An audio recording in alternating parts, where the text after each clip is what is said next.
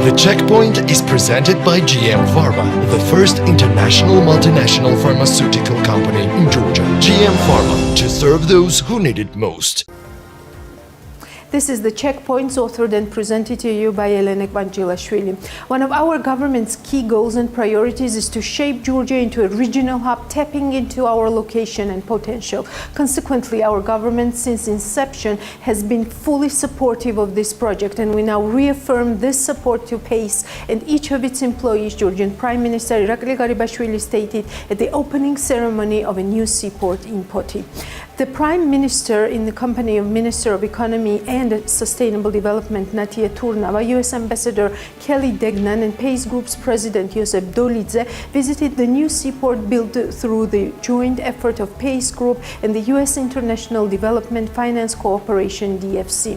93 million USD has been invested into the seaport's construction, with large hydrotechnical facilities built and modern port infrastructure installed. The Prime Minister in his speech pointed out that PACE carried out the large-scope construction of Poti's new port, a far-reaching project for the region starting in 2020. According to him, hundreds of jobs were created in the process, a crucially important aspect for the region's population amid the pandemic.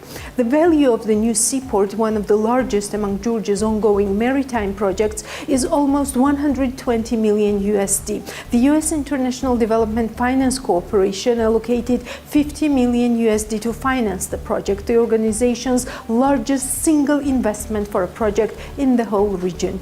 After the project's finalization, the capacity of Georgia's unified seaport infrastructure will increase by 3.5 tons. Together with the Prime Minister of Georgia, the U.S. Ambassador and the President of PACE Group, the participants of the official opening ceremony were also addressed by President of the America-Georgia Business Council, Garibashvili. The guests also familiarized themselves with a video address by Albright Stonebridge Group's Vice Chair James O'Brien, who read a letter from Madeleine Albright, former U.S. Secretary of State and Chair of Albright Stonebridge Group. I'm especially pleased about the strong support of the U.S. government to this project, including the USD 50 million investment of OPIC, Albright said. She claimed that Poti was an important trade center and its expansion would help the city to gain more benefits. The U.S. Ambassador Kelly Degnan mentioned her attendance of the event in a webinar organized by the EPRC. I was just at the opening of a new port terminal in Poti on Saturday. That was another step forward for Georgia in being able to contribute to these regional networks that I think we all hope we'll see more of in the coming years. But it will be very important for Georgia to build investor confidence, including developing a cohesive port strategy to fulfill its full economic potential on the Black Sea. These are just a few comments with a Georgia perspective. Again, we are seeing real progress in many areas that Georgia has prioritized. There's a lot more work to be done, and I hope that in cooperation and collaboration with its Black Sea neighbors, Georgia is going to be able to fulfill its potential for both economic growth and stability in this region. The U.S. Ambassador elaborated on Irakli port as well and called it a missed opportunity for Georgia. After visiting Poti, I went up to Irakli to take a look at the site there, and it just broke my heart because, of course, this year there are supposed to be ships going in and out of that port. It's supposed to be open for business this year had the project continued as planned, and I think it's a real missed opportunity. We see now, as the region is opening up with the conflict in Nagorno-Karabakh, creating opportunities for the region to work as a region.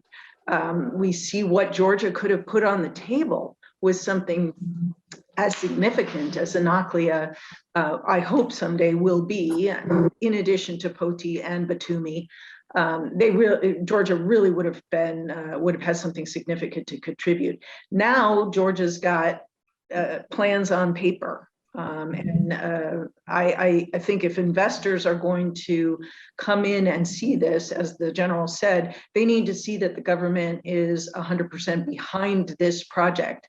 A number of people unsolicited at the port terminal opening on Saturday said, you don't wait for the cargo to be coming before you build the port. You build the port and the cargo comes. So I think the different feasibility studies support the idea of having Poti and Irakli and Batumi serving different needs, but encouraging that kind of view of the Black Sea as more of a commercial hub. The Prime Minister mentioned at the port opening, he was there as well, this concept, this vision of Georgia as an east-west hub, not just for ports, but for other kinds of connectivity, for moving goods from Central Asia through to Europe. But you have to have more than words. You have to have strategic plans. You have to be able to market this to good investors to get the ball rolling. And I would say, unfortunately, because Irakli got tangled up into political and economic difficulties, Georgia is behind the curve in what it can contribute to regional network opportunities right now. On behalf of the Checkpoints and BMG English, I posed the question which echoed the hybrid war threats coming from Russia and its malign influence on Georgia. My focus was on the importance of the US-Georgia Free Trade Agreement and its perspectives. Both Lieutenant General retired Ben Hodges and the US Ambassador to Georgia Kelly Degnan provided their analysis on the issue on the EPRC's webinar, which focused on the security of the Black Sea region. For me, this is all about transparency and legal systems and processes that investors trust. That if somebody's going to put money somewhere, they want to know if it goes bad that they're going to get their money back, or that they're not having to pay extra hidden costs that are perhaps illegal.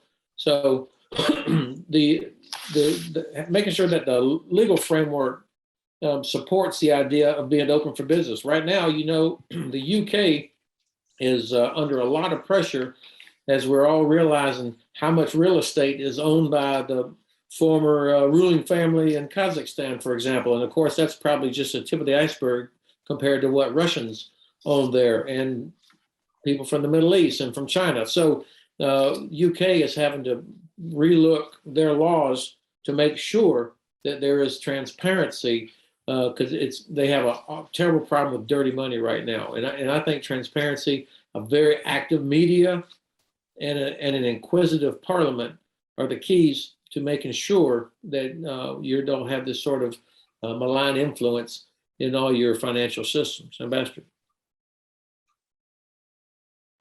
I couldn't agree with you more on that. That's one of the reasons that we and others have been working with Georgia on developing a critical infrastructure investor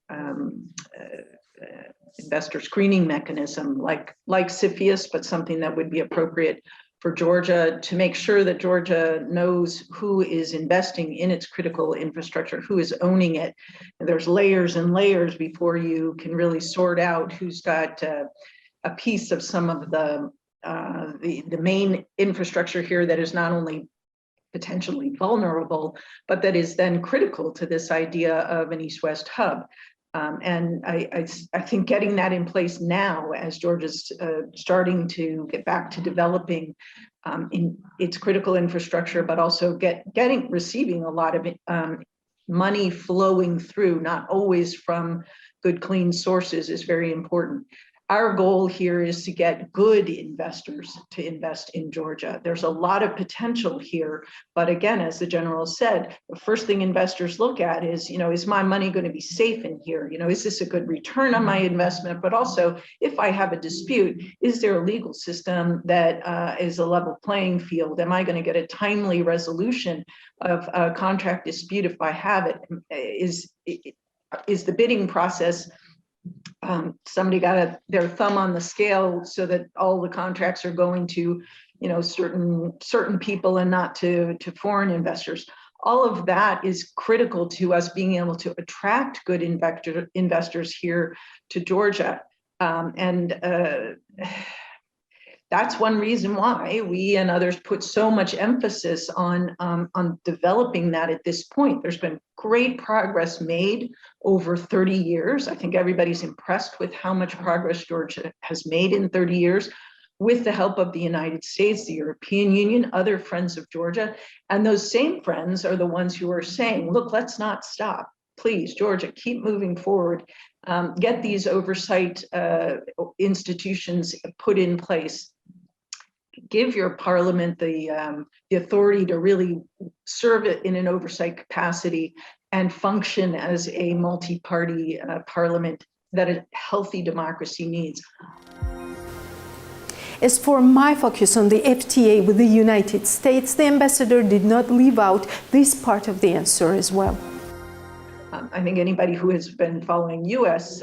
Developments knows that trade agreements have not been at the top of the agenda for any country recently. I think that there is a great symbolic value in a free trade agreement between the United States and Georgia, more so than probably an economic value. And we continue to raise it. But again, as you see in the United States, trade agreements are not at the top of the agenda right now. So we'll continue to have that as one of our talking points. The Checkpoint is presented by GM Pharma, the first international multinational pharmaceutical company in Georgia. GM Pharma, to serve those who need it most.